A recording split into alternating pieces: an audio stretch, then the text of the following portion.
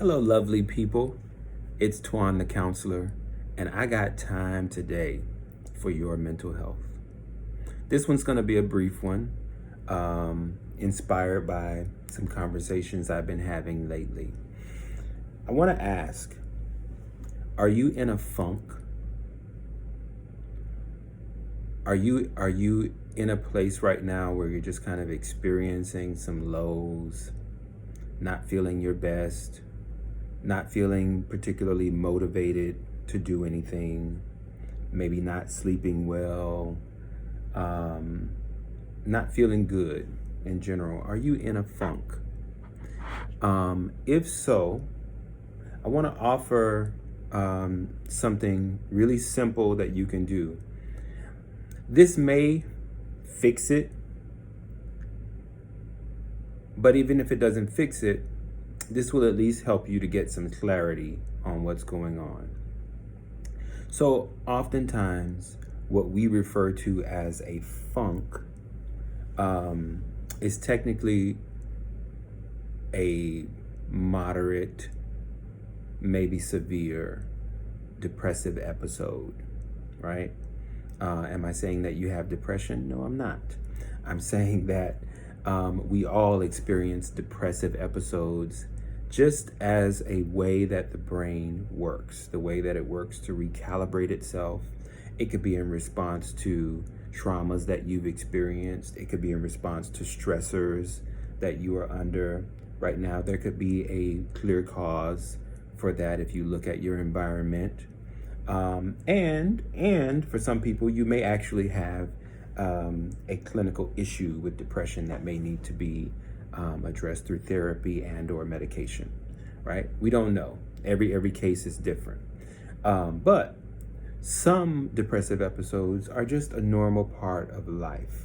And they can cue us into some things that maybe need to be addressed that we haven't given proper time to. So whenever I'm working with someone who's describing to me what sounds like a severe or moderate depressive episode, the thing that I try and encourage them to do first and foremost is, the phone is ringing. Listen, real business is happening around here. So I ain't gonna edit this. I'll let someone pick that up. What I try and get them to do, at least in the first couple of days or the first week, is to not burden themselves with trying to figure out what you're feeling and why you're feeling that way. I think that in the very beginning of a depressive episode, we can overwhelm ourselves with trying to figure it out. Why am I feeling this way? Well, you know what? Sometimes it's more helpful to just acknowledge that I am feeling this way, right? So as not to tax the brain with all of the whys and the whys and the whys.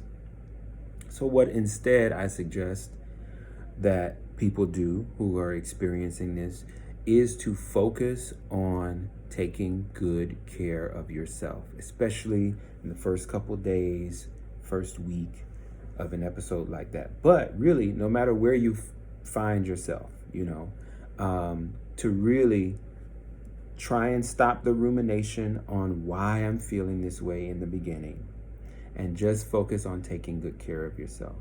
Now, what does that actually look like? When I say take good care of yourself, I'm talking about very simple things that will sound simple, but will feel like a challenge when you're in a depressive episode.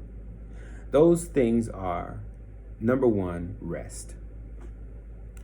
During this process, are you getting enough sleep? And sometimes people experience hypersomnia, where they are getting just way too much sleep, right? Because they're so depressed. And okay, so we look at that. That's the first thing. Am I getting enough sleep? Take a real good look at that.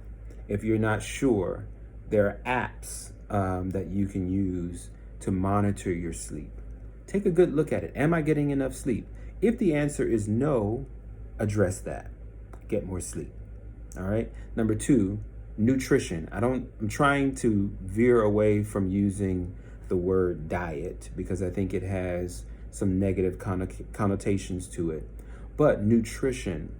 And when I say nutrition, when we make that gentle switch in vocabulary and terminology, it shifts from this negatively connotated idea of being on a diet, and it shifts it to, am I putting healthy things into my body, right? And so that's the second thing I want you to focus in on. Am I giving myself proper nutrition?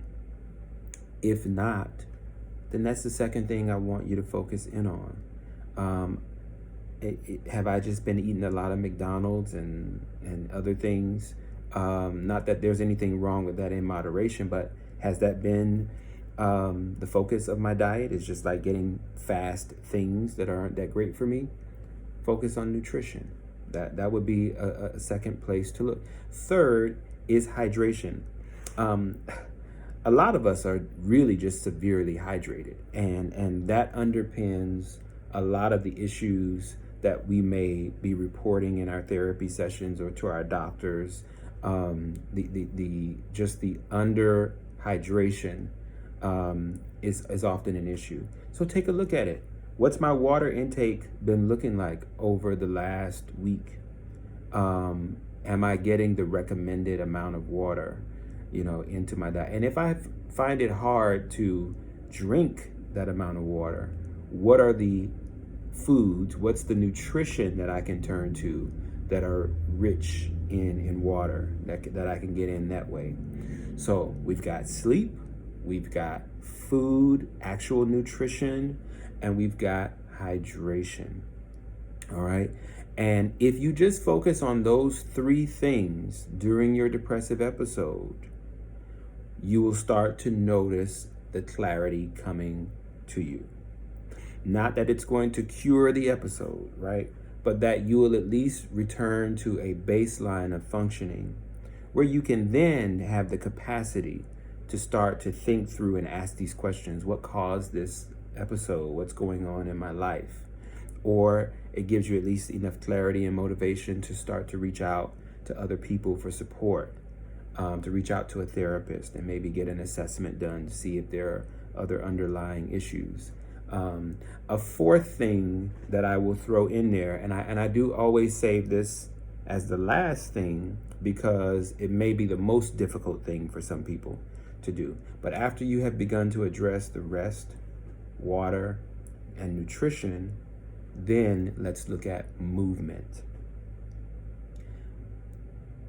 Can I get a daily walk in, even if it's for 20 or 30 minutes? I'm not saying you need to start going to the gym if that's not what you do, but then can I just start to take a daily walk?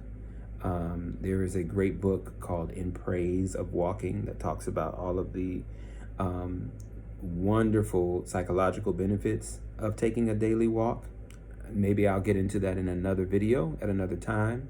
But those are the four things that will really help to give you clarity, help to clear up a little bit of that mind fog that happens when we're in a funk or in a depressive episode.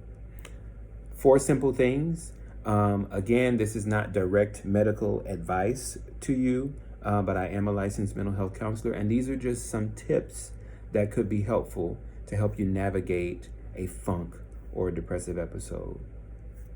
I had time for your mental health today.